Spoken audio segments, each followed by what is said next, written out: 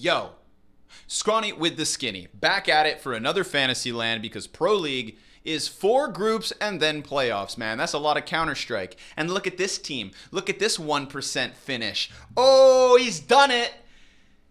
Nart has done it. I featured this exact draft in my Fantasyland video last week. If you recall, it was the 3rd team I showed you, and I said, if anybody's got the balls to take this draft, I respect you, but I won't. Well, if I did, I'd be top 1% at the moment.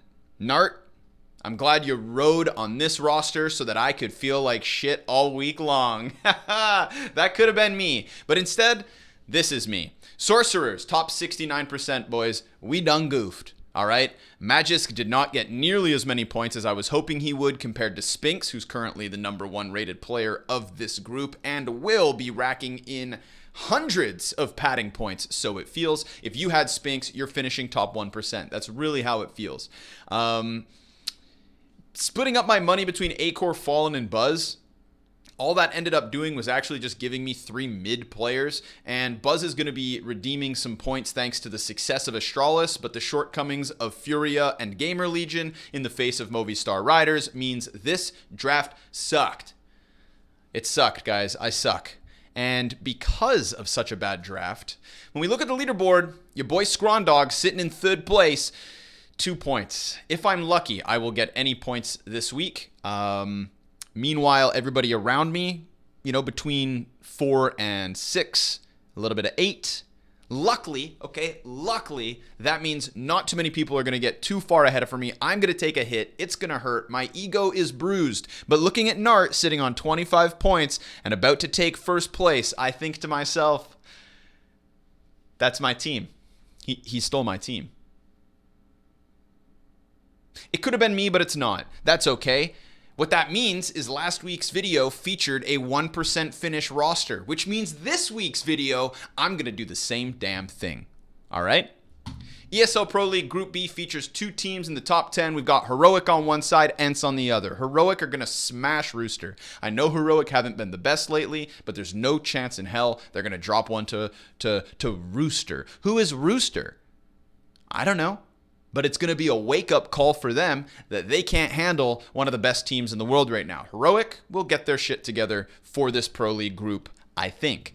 Big versus Monty. Interesting matchup. Obviously, Monty have been doing more damage internationally than Big as of late, but I think Big actually have a solid recent uptick in form. And I think that Big will win this. I expect it to be Heroic versus Big in the upper semifinals, where Heroic will dispatch of them, qualifying for playoffs right then and there. And then, the eventual Heroic problem. Yeah, it's just around the corner. Their failure, always that looming threat. But in groups, absolutely not. And if they do get upset, man, they're taking one of these lower final spots or the last chance at the absolute very worst. But expect Heroic as one of the 2 teams in the upper final. Mouse will destroy MIBR. Well, maybe not destroy. It depends on how the other pieces play.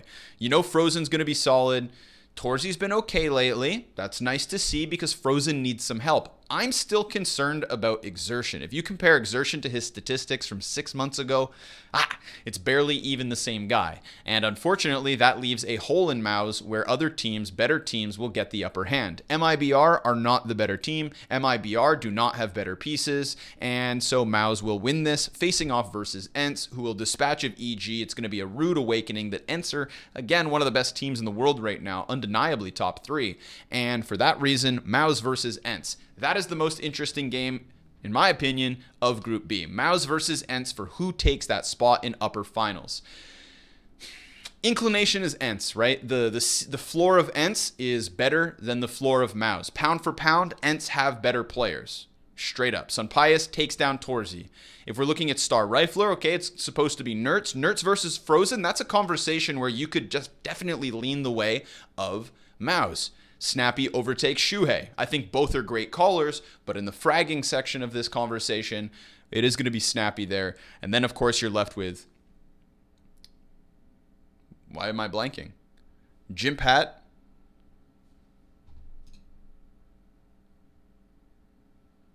Oh, I've already said his name. That's why. It's Exertion. So Jimpat and Exertion versus Madden and Diha. Jimpat, Exertion, Madden, Diha. I think that's pretty fair, and even then, provably better on ENCE. Look at the results of the team. So pound for pound, ENCE are better, but Mao's on their best day could definitely upset this one. I think that is, again, one of the best games to watch, but I'm going to give it to ENCE, bro.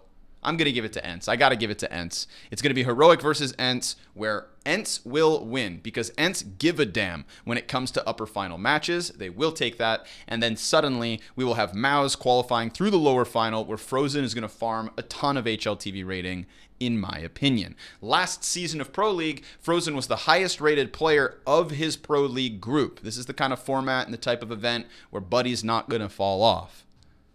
All right? So let's draft. First, to extend this video's length and potentially earn me ad revenue,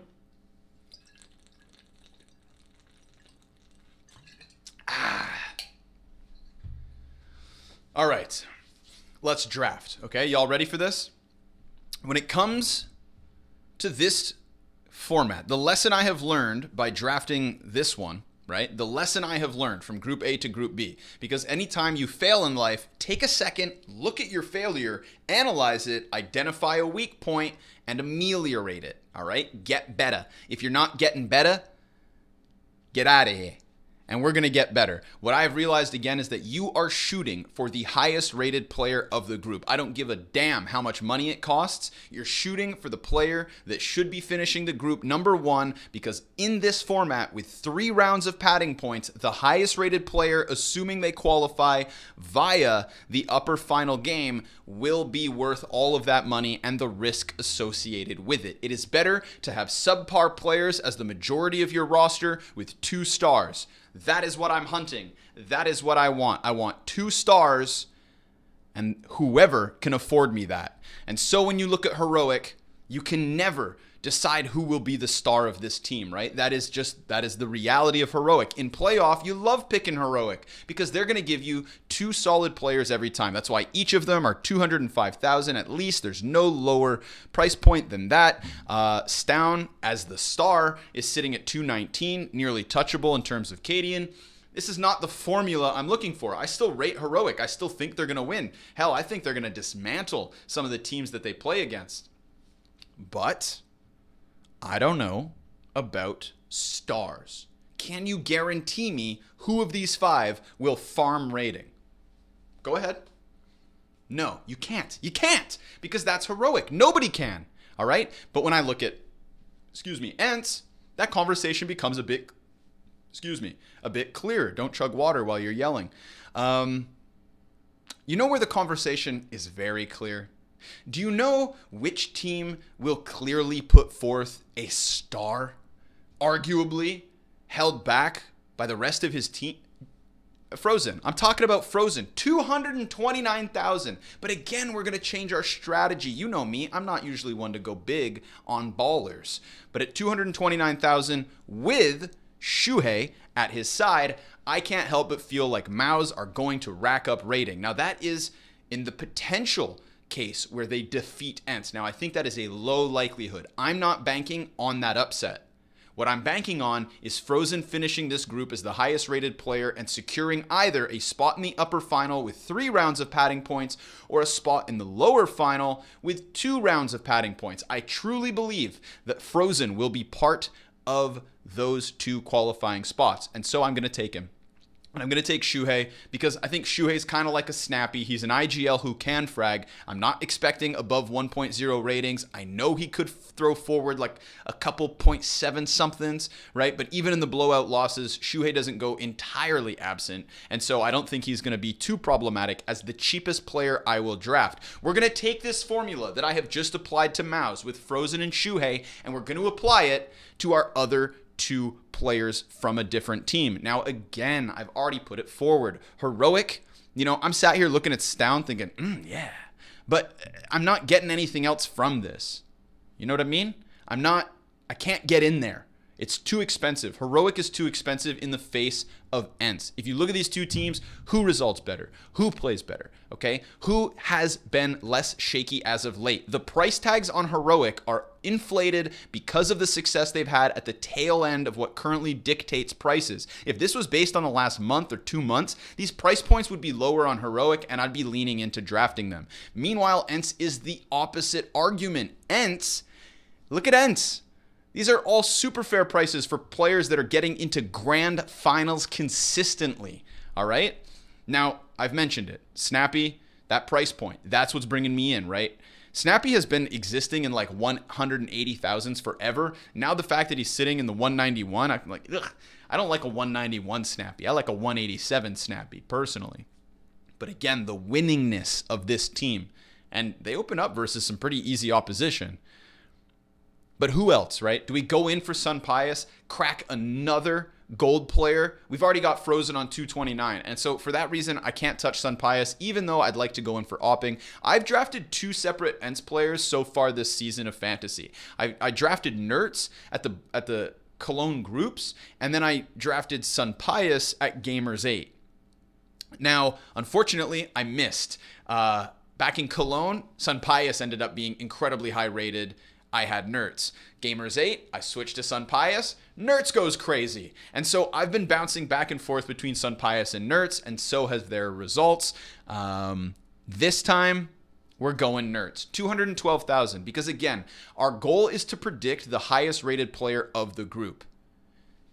It could be Nertz. It could genuinely be Nertz that finishes as a highest rated player. It could be Sun Pius as well, but at $10,000 less, I have to go for Nertz because I've already put my money on Frozen.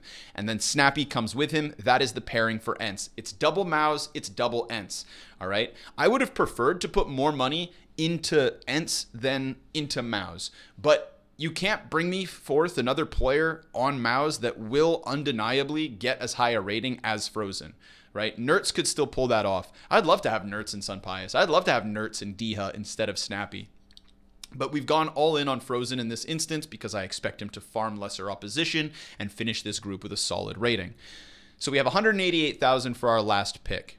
And that last pick, Krasnell from Monty, Tabson Prosis on Big. I'm not going further than this, okay? EG, MIBR, and Rooster aren't even on the radar. Now, $188,000... Tabson. It's no question to me. In fact, I think Tabson, regardless of your draft elsewhere, I'm at 188. I need to take Tabson. You should have Tabson in your team. Tabson, this guy has so much LAN experience. Okay, 188K is reflective of his struggles as of late, of course, as it always is, but this new roster is starting to find its footing in the last month or so online, and Tabson is regularly putting forth solid showings, okay? Tabson's not going to completely bomb out of this Pro League group, not when there are teams like Evil Geniuses, MIBR, and Rooster for him to counterplay, and even versus Monty, who have not looked as solid as they did 3 months ago. There's a very real chance, as I said, that Heroic play big, and maybe there Tabson will be able to farm a couple, right? Tabson 188, I think that's the, he is the Mopaz of this week. I was right about Mopaz, and I want credit for that, even though I didn't draft him. But Nart did. And that's the team, all right? That is the Ogres. We've got Stat Hunter, Leader, Multi-Fragger, Eco-Friendly, Entry Fragger. Those, I think, are all solid roles, except for Tabson, who doesn't really activate many of them. And usually I give you other rosters, another draft perhaps, but seeing as I have had to live for 4 days knowing that I drafted the wrong team of the 3 that I showed you in my previous YouTube video, knowing that I had to go to bed every day thinking I could have been in first place, I could have had the power, but instead Nart, there's no other draft this week. Because this way, the only draft you see is the best draft you'll see. Thanks for watching Fantasyland. I always appreciate your guys' support. It's always fun to make these videos. It's a goof, it's a laugh, it's a gaff, and it'll be coming back in 3 days for ESL Pro League Group C. Drop a subscription. Give me a comment. How is your season going? All right? This is a two-way street. Talk to me.